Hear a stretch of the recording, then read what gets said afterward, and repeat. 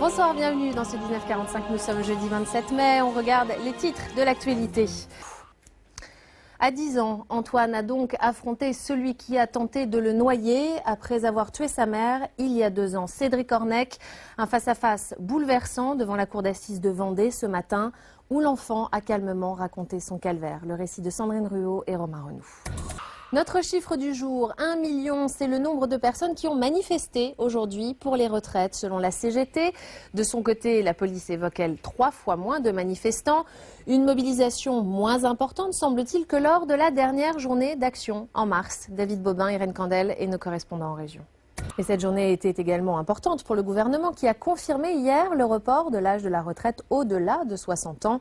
On écoute le ministre du Travail, Éric Woerth. Je vous propose de regarder maintenant le reste de l'actualité en France. Et puis regardez cette image, les photos que vous allez voir au nord-ouest de Kaboul. Dans l'actualité de ce jeudi également, la fuite de pétrole dans le golfe du Mexique semble avoir été colmatée. Depuis hier, les équipes de BP se sont relayées pour une opération de la dernière chance, boucher le puits d'où s'échappaient depuis 5 semaines des millions de litres de pétrole, Ingrid Carré. Retour en France avec une mauvaise nouvelle pour les usagers des transports en commun franciliens. Les tarifs vont flamber à partir du 1er juillet. Les prix des transports varient-ils en fonction des grandes villes? Réponse à toutes vos questions tout de suite avec Karel Ternier. Bonsoir Karel. Première question, quelles sont les raisons de cette augmentation? Il y aurait d'abord les nouveaux investissements qu'il faut amortir. Exemple, l'achat de rames de RER ou encore la création de lignes de tramway. La deuxième raison invoquée, c'est une baisse des ressources à Paris, comme dans toutes les grandes villes françaises. Les transports en commun sont financés au tiers par les ventes de tickets, au tiers par les collectivités locales et le tiers restant provient d'une taxe payée par les entreprises. Avec la crise financière, cette dernière a été revue à la baisse, d'où un manque à gagner de 55 millions d'euros. Question suivante, une augmentation à Paris, cela veut-il dire qu'en province, ce sera la même chose?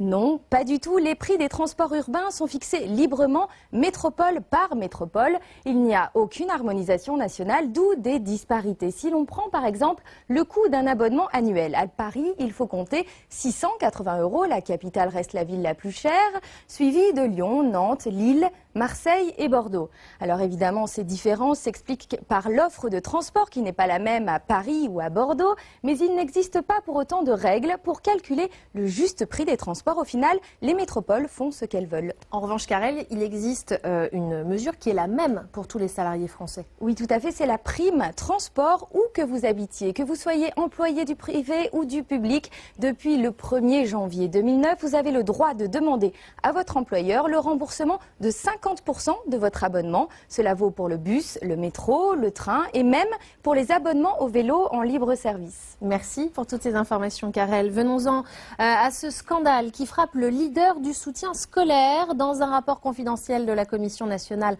informatique et liberté, on apprend que le groupe Acadomia tenait à jour des fichiers sur ses élèves et ses enseignants. Des fichiers contenant des annotations très privées, parfois injurieuses, en tout cas parfaitement illégaux.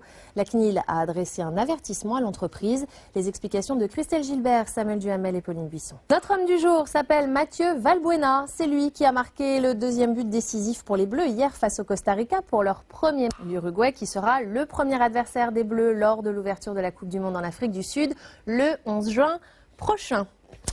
Alors après la prestation des Bleus contre le Costa Rica hier soir, avez-vous été convaincu? C'est notre question du jour.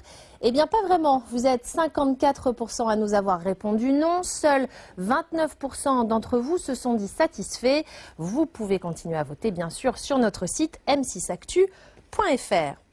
Et puis on termine ce journal avec un défi de taille, celui du champion de roller Taïk Chris. Samedi, il va tenter de battre le record du monde de saut en s'élançant du premier étage de la Tour Eiffel, soit de 40 mètres de haut. Raphaël Pellegrino et Célia Londos l'ont rencontré au cours de ces repérages. Et vous pourrez suivre la performance de Taïk Chris en direct samedi sur W9 à partir de 17h40. Avant de refermer ce journal, je vous en rappelle l'une des principales informations à l'appel des syndicats.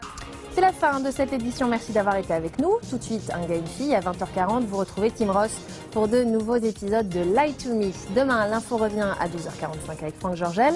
Et c'est Nathalie Renaud qui vous présentera le 19h45. Très belle fin de semaine à tous, à lundi.